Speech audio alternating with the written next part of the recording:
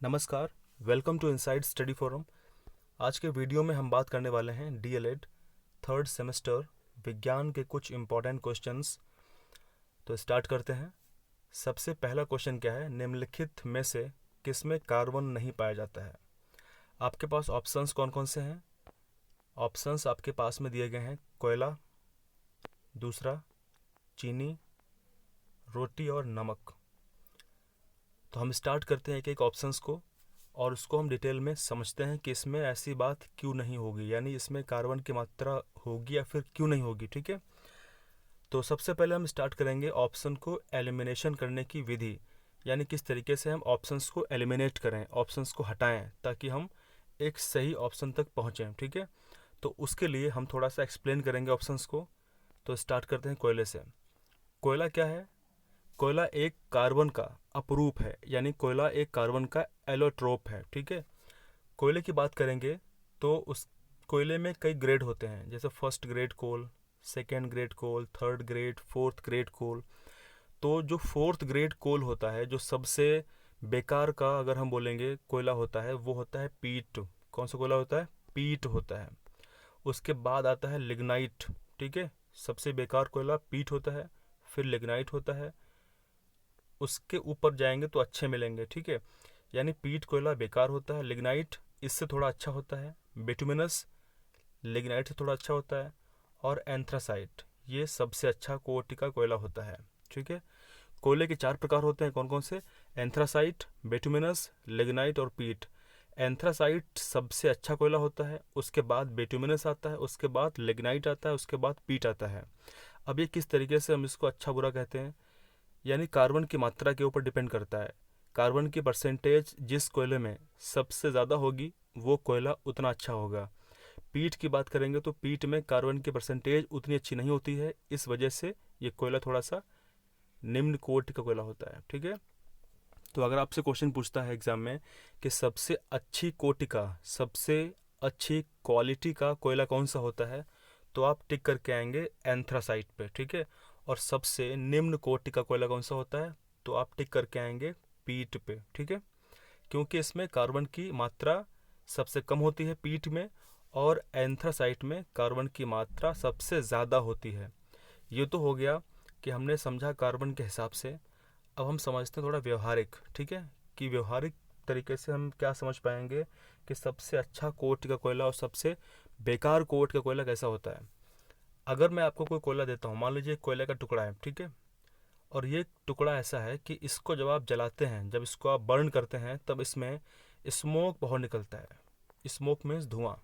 इस कोयले में धुआं बहुत निकलता है, लेकिन जो हीट है, जो ऊष्मा की मात्रा है, वो उतनी नहीं निकलती है। इसका मतलब क्या है कि ये कोयला निम्न कोट का कोयला है, यानी इसको हम पीट बोल सकते हैं। ठीक है, यदि ऐसा कोयला होता जिस कोयले में धुआं की मात्रा बहुत कम या फिर ना के बराबर होती, और हीट जो है, ऊष्मा, उसकी मात्रा बहुत ज़्यादा होती, तो वो कोयला कैसा होता? वो होता एंथ्रासाइट कोयला। हमारे इंडिया में कौन सी प्रकार का कोयला ज़्यादा पाया जाता है? भारत में कोयला बहुत पाया जाता है। भारत में, हमारे इंडिया में, झारखंड में, वेस्ट बंगाल में कोल माइंस हैं बड़ी बड़ी, और कोयला का उत्पादन भी अच्छा होता है। लेकिन फिर भी हम कोयला बाहर से इंपोर्ट करते हैं, बाहर से आयात करते हैं। क्यों? इसके पीछे वजह क्या है? ठीक है, इसके पीछे की वजह मैं चाहता हूँ कि आप लोग कमेंट में ज़रूर लिखें। और एक चीज़ और, भारत में एंथ्रासाइट कोयला, भारत में एंथ्रासाइट जो कोयला है वो कहाँ पाया जाता है, कौन से स्टेट में या फिर कौन सी यूटी में पाया जाता है? यूटी का मतलब होता है यूनियन टेरिटरी। ठीक है, यानी केंद्र शासित प्रदेश। ठीक है, जहाँ पे लेफ्टिनेंट गवर्नर होते हैं, उपराज्यपाल होते हैं, हम उनकी बात कर रहे हैं। तो आपको इन क्वेश्चंस के आंसर कमेंट में नीचे ज़रूर करने हैं, ताकि आपको वो चीज़ पता पड़े। ठीक है, तो हमने समझा ऑप्शन नंबर 4 नहीं हो सकता, because it is allotrope of carbon, या कार्बन का अपरूप होता है। अब हमारी बारी है चीनी की। ठीक है, अब हम समझते हैं चीनी के बारे में कि चीनी किस तरीके से चीनी में कार्बन की मात्रा पाई जाती है कि नहीं पाई जाती है। देखिए, चीनी कहाँ से बनती है? चीनी बनती है शुगर से, शुगर केन से। ठीक है, चीनी कहाँ से बनती है? चीनी शुगर केन से बनती है या फिर बीट से बनती है। ठीक है, तो चीनी में और रोटी में कार्बन की मात्रा पाई जाती है। चीनी में और रोटी में कार्बन की मात्रा पाई जाती है। चीनी की अगर हम बात करें तो चीनी में पूरे वर्ल्ड में सबसे बड़ा चीनी का जो उत्पादक देश है, सबसे बड़ा चीनी का जो प्रोड्यूसर कंट्री है वो कौन है? वो ब्राज़ील है। आप ध्यान रखेंगे, चीनी की बात करेंगे तो सबसे बड़ा चीनी का जो प्रोड्यूसर कंट्री है वो कौन है? ब्राज़ील है। ठीक है, ब्राज़ील। ब्राज़ील की कैपिटल क्या है? ब्राज़ील देश की राजधानी क्या है? और ब्राज़ील कौन से महाद्वीप में पड़ता है? इन दोनों क्वेश्चंस के आंसर आप लोग कमेंट में ज़रूर करेंगे, मैं चेक करूँगा। ठीक है, उसके बाद बात करते हैं फिर इंडिया। इंडिया ब्राज़ील के बाद सेकंड नंबर पे आता है, और इंडिया फर्स्ट ऐसा कंट्री है जो बहुत बड़ी मात्रा में शुगर को कंज्यूम करता है, यानी शुगर का उपभोक्ता भी है। ठीक है, अब बात करते हैं कि जैसा हमने समझा था अभी कि चीनी जो है वो दो तरीके से उत्पन्न होती है, एक तो शुगर केन से, गन्ने से, और दूसरा बीट से होती है, चुकंदर से होती है। ठीक है, तो चुकंदर के मामले में अगर बात करें तो यूरोप, चुकंदर के मामले में यूरोप जो है वो टॉप लिस्ट में है। और उसके बाद बात करते हैं चाइना की, तो चाइना इस लिस्ट में थर्ड नंबर पे है। ठीक है, यानी ब्राज़ील इंडिया के बाद चाइना आता है जो थर्ड नंबर पे तीसरा सबसे बड़ा उत्पादक देश है किसका? चीनी का।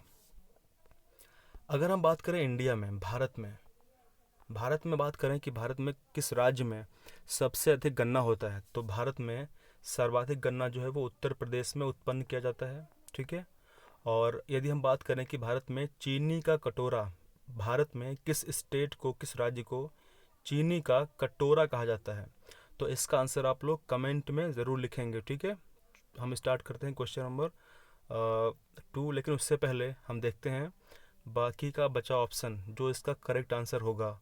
तो इसका करेक्ट आंसर है नमक। ठीक है, यानी क्वेश्चन क्या था? निम्नलिखित में से किस में कार्बन नहीं पाया जाता है, तो वो आंसर है नमक। नमक में कार्बन नहीं पाया जाता है। ठीक है, आप ध्यान रखेंगे। नमक के अलावा अगर हम बात करें H2O, तो इसके अंदर भी कार्बन नहीं होता है। ठीक है, अच्छा नमक है क्या? नमक कैसे बनता है? जब हम दो एलिमेंट, कौन कौन से? एक सोडियम प्लस, अगला है हमारा यानी Na और Cl, जब हम Na और Cl को, Cl की अभिक्रिया कराते हैं, Na के ऊपर पॉजिटिव चार्ज रहता है और Cl के ऊपर नेगेटिव चार्ज रहता है, तब बनता है NaCl। ठीक है, सोडियम क्लोराइड क्या बनता है? सोडियम क्लोराइड बनता है, और यही नमक है। अगर आपसे क्वेश्चन पूछता है कि नमक का रासायनिक नाम क्या है, तो आप लोग क्या बोलेंगे? तो आप लोग बोलेंगे कि नमक का रासायनिक नाम क्या है? सोडियम क्लोराइड है। और आपसे पूछता है कि नमक का रासायनिक सूत्र क्या है, तो आप लोग बोलेंगे कि NaCl जो है वो नमक का रासायनिक सूत्र है। ठीक है, नमक हमारे लिए बहुत इम्पॉर्टेंट है क्योंकि हमारे बॉडी में जो इलेक्ट्रोलाइट है उसको मेंटेन करता है। ठीक है, जो शरीर के लिए पानी की मात्रा, शरीर में पानी की मात्रा को नियंत्रित करता है। ठीक है, और सोडियम जो है वो हमारे तंत्र के लिए काफ़ी इम्पोर्टेंट है, तथा हमारी मांसपेशियों के संकुचन के लिए बहुत ही इम्पोर्टेंट एलिमेंट है। कौन सा? सोडियम। ओके, तो हम बात करते हैं क्वेश्चन नंबर 2। तो क्वेश्चन नंबर 2 की बात करें, यहाँ पे पूछा गया है कि दाब अधिक होता है। दाब का मतलब क्या है? दाब का मतलब है प्रेशर। प्रेशर अधिक होता है कब? बैठने पर होता है, एक पैर से खड़े होने पर होता है, या लेटने पर होता है, या दो पैरों से खड़े होने पर होता है? ज़रा आप लोग बताइए। प्रेशर की बात करें अगर हम, ठीक है, आप लोग ज़रा सोचिए इसको कि प्रेशर ज़्यादा कहाँ होगा, किस तरीके से होगा।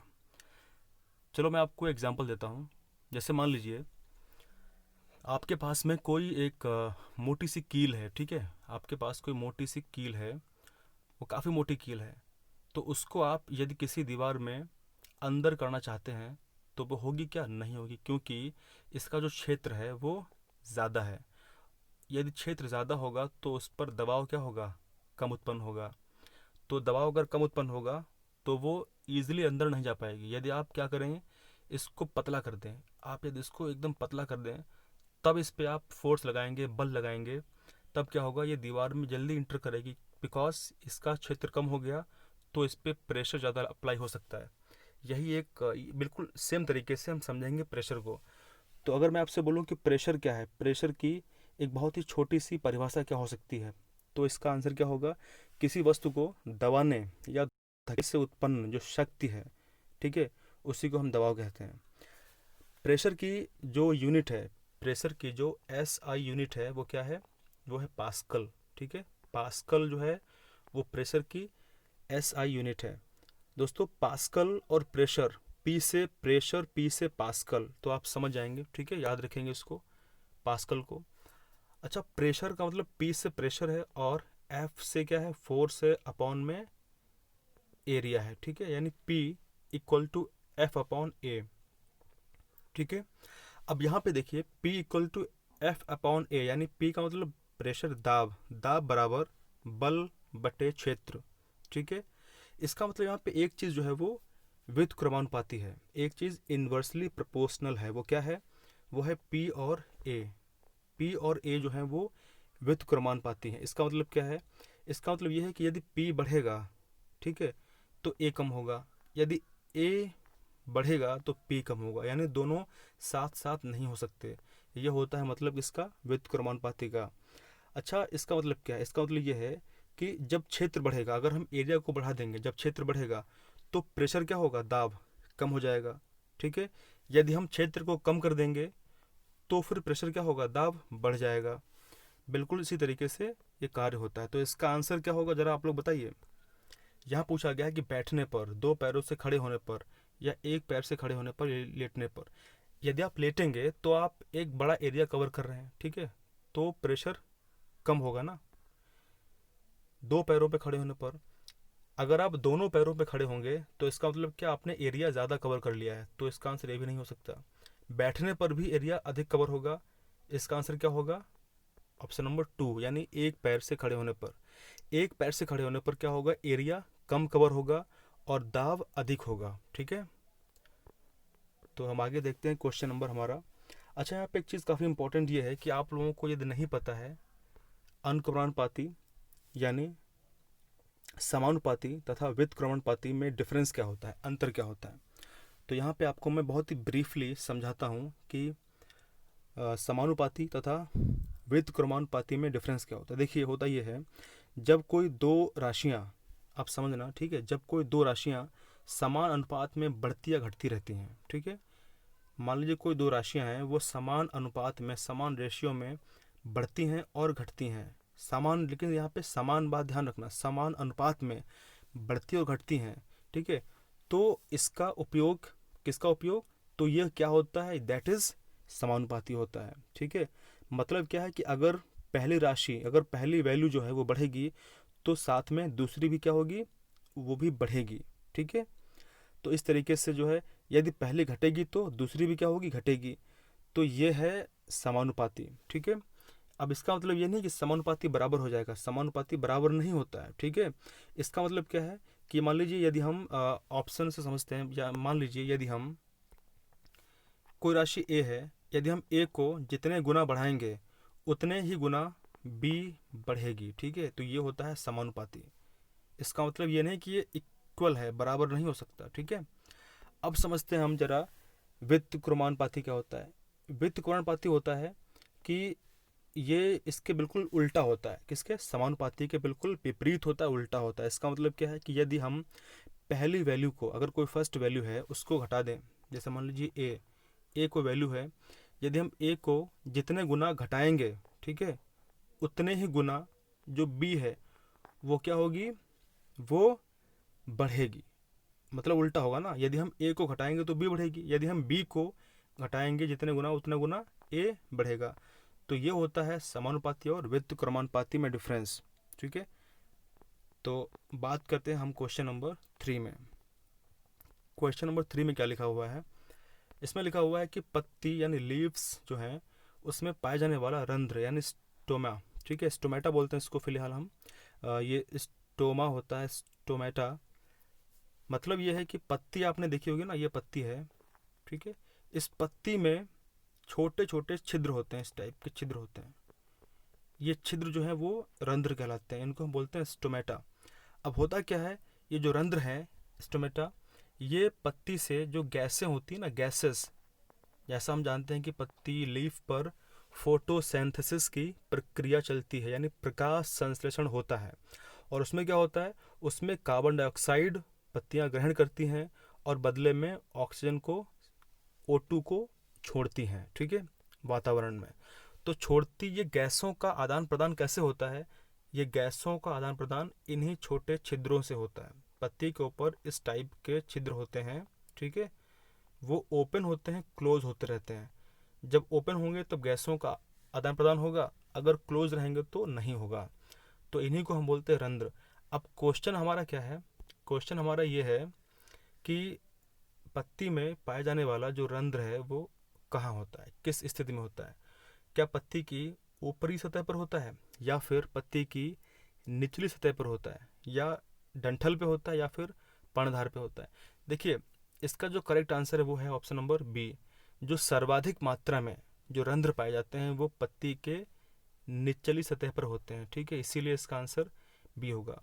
पत्ती की ऊपर सतह पर भी होते हैं लेकिन ज़्यादा नहीं होते। ज़्यादा कहाँ पे होते हैं, ज़्यादा होते हैं पत्ती की निचली सतह पर। तो इसका आंसर होगा ऑप्शन नंबर बी, ठीक है। दोस्तों, अगर मैं आपसे क्वेश्चन पूछूं कि जो रंध्र होते हैं क्या वो प्रकाश संश्लेषण में भाग लेते हैं, यानी कोई भी इनका योगदान होता है रंध्र का, तो इसका आंसर होगा यस, रंध्रों का फोटोसिंथेसिस में योगदान होता है, ठीक है। तो आप ध्यान रखेंगे। अब हम समझते हैं एजुसेट क्या है, ठीक है, एजुसेट।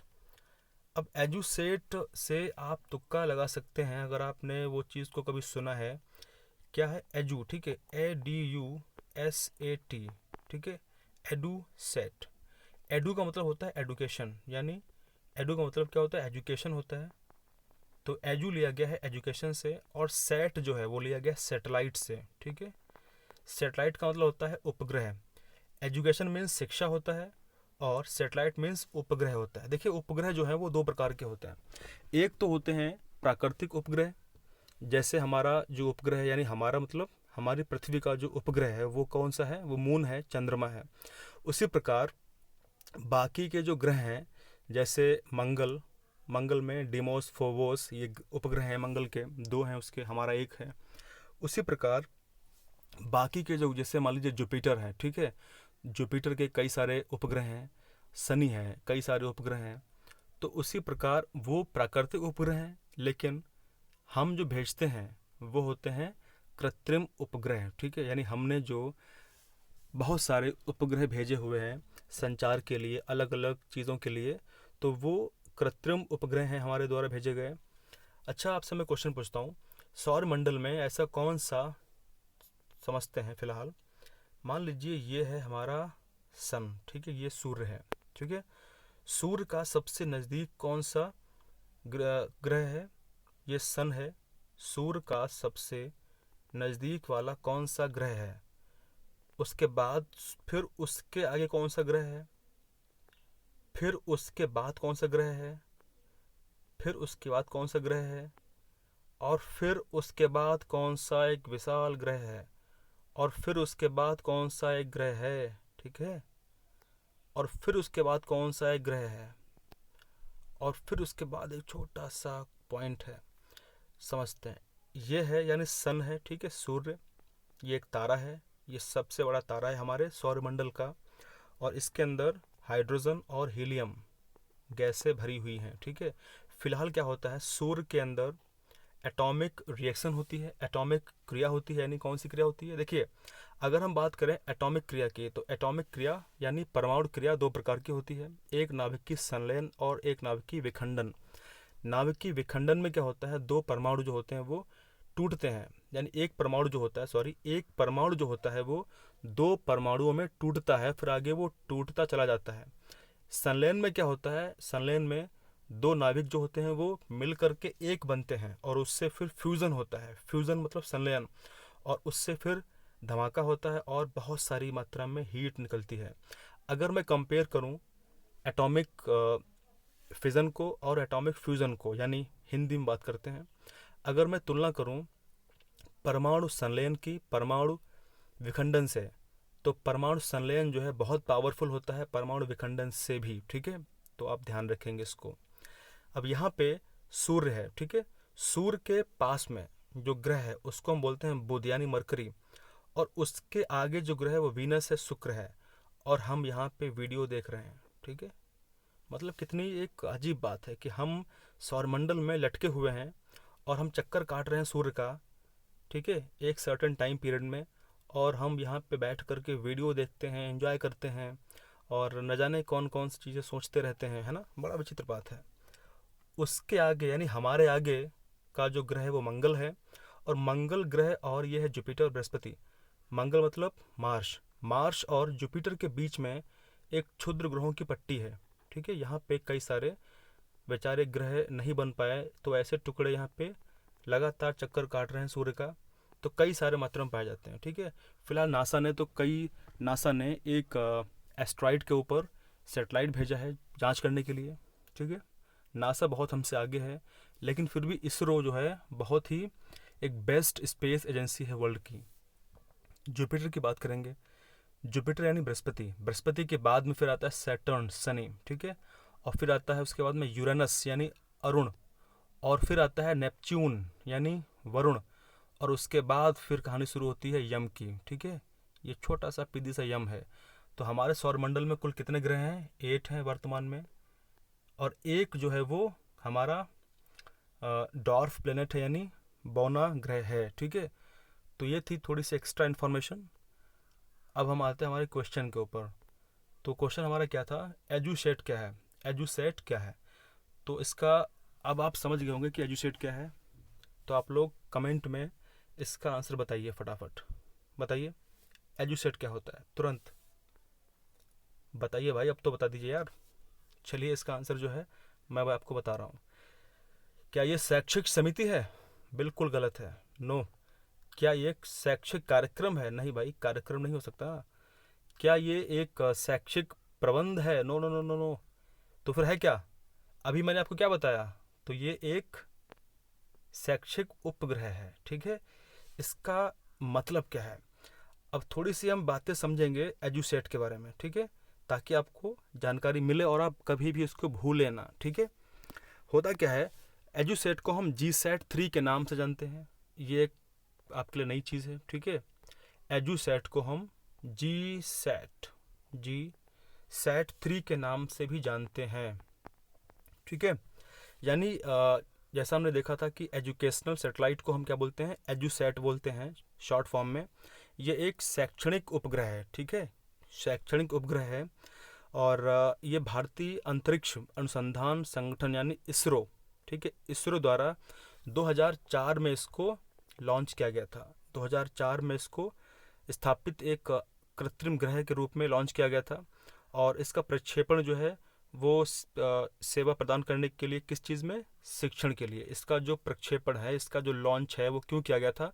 क्योंकि शिक्षा के क्षेत्र में यानी शिक्षण सेवा प्रदान करने के उद्देश्य से इसको लॉन्च किया गया था। और इससे भारत में जो दूरस्थ शिक्षा प्रणाली है, यानी जो दो डिस्टेंट बहुत दूर दूर जो लोग रहते हैं, तो इससे क्या होगा? इससे भारत में दूरस्थ शिक्षा प्रणाली को बहुत ही इफ़ेक्टिव ढंग से चलाने में मदद मिलेगी। ठीक है, तथा दूर दराज एवं ग्रामीण क्षेत्रों के लिए शिक्षा का एक वैकल्पिक माध्यम मिलेगा। तो फिलहाल कुल मिलाकर के एक ऐसा सैटेलाइट जो शिक्षा के लिए, शैक्षिक उपग्रह के लिए, कम्युनिकेशन के लिए लॉन्च किया गया था, तो वो हमारा एजुसेट है। और कब किया गया था? 2004 में लॉन्च इसको किया गया था, आप ध्यान रखेंगे। ठीक है, अगर हम आगे बात करें इसमें, इसको लॉन्च कहाँ से किया गया था? तो इसको लॉन्च किया गया था श्रीहरिकोटा से, इंडिया से। और किस व्हीकल से इसको लॉन्च किया गया था? कौन सा ऐसा वाहन था? अब जैसा हम जानते हैं कि यार स्पेस में अगर जाना है तो ये तो है नहीं कि कोई हेलीकॉप्टर पे हमने उसको लोड कर दिया और हमने उसको भेज दिया, पॉसिबल नहीं है, है ना। तो उसके लिए हमें एक विशेष रॉकेट की आवश्यकता पड़ती है, क्योंकि पलायन वेग से ज़्यादा हमको वेलोसिटी चाहिए होती है, ताकि वो हमारे जो ग्रेविटेशनल फोर्स है, हमारी पृथ्वी का गुरुत्वाकर्षण जो बल है, उसको पार करके निकल जाए, तो हमको रॉकेट चाहिए होता है। तो रॉकेट हमने किस रॉकेट से उसको भेजा था? रॉकेट क्या था? वो था GSLV। ठीक है, GSLV F-01 रॉकेट से इसको हमने भेजा था। अब इसका लाइफ टाइम कितना है? इसका लाइफ टाइम जो है वो 7 वर्षों के लिए फ़िलहाल था, 7 ईयर के लिए इसका मिनिमम, मतलब कम से कम, आगे तो चलता रहेगा ये फ़िलहाल। अब बात करते हैं क्वेश्चन नंबर। आई होप आप समझ गए होंगे किस तरीके से हम क्वेश्चंस को सॉल्व करेंगे और कितना डेप्थ में मैं आपको चीज़ों को एक्सप्लेन कर रहा हूँ। ठीक है। घोड़े sorry sorry sorry sorry sorry घोड़े नहीं, घड़े। घड़े में रखा पानी किस विधि के द्वारा ठंडा हो जाता है? अब घड़े को हम मटका बोलते हैं ना, मटका। अब मटके मिट्टी के बने होते हैं ना, तो मान लीजिए एक मटका है, मान लीजिए ये एक छोटा सा प्यारा सा मटका है। ठीक है, मटका। अब मटका मिट्टी का बना होता है, तो मटके में बहुत छोटे छोटे, आपने अगर गौर किया होगा तो बहुत छोटे छोटे छोटे छोटे छिद्र होते हैं। जैसे हम मटके के अंदर पानी भरते हैं, मटके में हम पानी अगर भर दें, ठीक है, मटके में हमने पानी भर दिया। दोस्तों, आप लोगों ने कौवे की कहानी सुनी है? कौवा, एक कौवा था और एक घड़ा था, है ना। बड़ा एक इंस्पायरिंग स्टोरी है। बचपन में काफ़ी लोग इसको बच्चे सुनते थे, आज भी इसको सुन करके इंस्पायर होते हैं कि कौवा, है ना, काक चेष्टा वको ध्यानम स्वर्ण निद्रा तथैव च अल्पहारी गृह त्यागी विद्यार्थी पंचलक्षणम, है ना। चलिए, तो इसमें क्या होता है, मटका में हमने पानी भर दिया, तो मटके में पानी भरने के बाद क्या हुआ, आफ्टर सम टाइम, थोड़े समय के बाद आप देखेंगे कि मटका ठंडा हो जाता है। ठीक है, मटका ठंडा हो जाता है। क्यों? क्योंकि पानी के अंदर की जो ऊष्मा है, ठीक है, वो इन छोटे छिद्रों से बाहर निकलती रहती है, यानी पानी जो है वो वाष्पीकरण उसका होता रहता है। इस वजह से अंदर का जो एटमॉस्फेयर है वो ठंडा रहता है। यही रीज़न है इसका। अब यहाँ पे ऑप्शंस कौन कौन से दिए हमको हैं? ऑप्शंस यहाँ पे दिए हैं संवहन, ठीक है, चालन, क्वथन और वाष्पन। तो इसका जो करेक्ट आंसर है इस क्वेश्चन का वो क्या हो सकता है? दैट इज वाष्पन, यानी इवापोरेशन के थ्रू। अब समझते हैं इसमें क्या ऐसा प्रोसेस होती है। देखिए, मिट्टी के बर्तन के अंदर का पानी जो है वो वाष्पीकरण प्रक्रिया के कारण ठंडा होता रहता है। मिट्टी के बर्तन की सतह में, जैसा अभी हमने देखा था, छोटे छोटे छिद्र होते हैं और पानी इन छिद्रों के माध्यम से बहुत जल्दी वाष्पित हो जाता है। ठीक है, जैसे हम भरते हैं उसके बाद में पानी बहुत जल्दी शीघ्र ही वाष्पित हो जाता है। इसी वाष्पीकरण प्रक्रिया, इसी वाष्पीकरण प्रोसेस प्रक्रिया के कारण बर्तन, यानी जो मिट्टी के बर्तन है उसके अंदर पानी की गर्मी जो है, पानी की जो हीट होती है वो ऑटोमेटिक ख़त्म हो जाती है, जो पानी के तापमान को कम कर देती है। और यदि ऐसा होगा तो फिर पानी क्या होगा, ठंडा हो जाएगा। इसी कारणवश हमें मिट्टी के बर्तन में ठंडा पानी मिलता है, जो पूरे वर्ष में किसी भी मौसम में सही तापमान पर रहता है। तो ये था, ये कुछ हमने 5 क्वेश्चंस देखे और हमने पूरा इसको एक्सप्लेन भी किया है। ठीक है, अब मैं आपसे कुछ क्वेश्चंस पूछता हूँ हिस्ट्री के। आप लोगों में से काफ़ी लोगों ने सत्यमेव जयते, है ना, सत्यमेव जयते सुना होगा। सत्यमेव जयते ये किस उपनिषद से लिया गया है? आपको इसका आंसर कमेंट में नीचे करना है। ठीक है, सत्यमेव जयते जो है वो किस उपनिषद से लिया गया है? क्या आपको पता है कि सत्यमेव जयते क्या केवल इतना ही है, सत्यमेव जयते, या उसके आगे और भी है? जी हाँ, इसके आगे और भी है। तो मैं आपको सुनाता हूँ कि इसके आगे और क्या क्या है। आप लोग सुनना सही से, ठीक है, शांति से। पूरा जो इसमें लिखा हुआ है कि सत्यमेव जयते नानृतम सत्येन पंथा विततो देवयानः येन क्रमंत ऋषियो याप्त कामः यत्र तत्सत्यस्य परमम निधानम, ये पूरा है। और आपका होमवर्क क्या है कि आप लोग बताएंगे कि ये जो पूरा वाक्य है ये किस उपनिषद में लिखा हुआ है। तो आज के लिए इतना ही। Thank you very much for listening. Thank you, thanks a lot.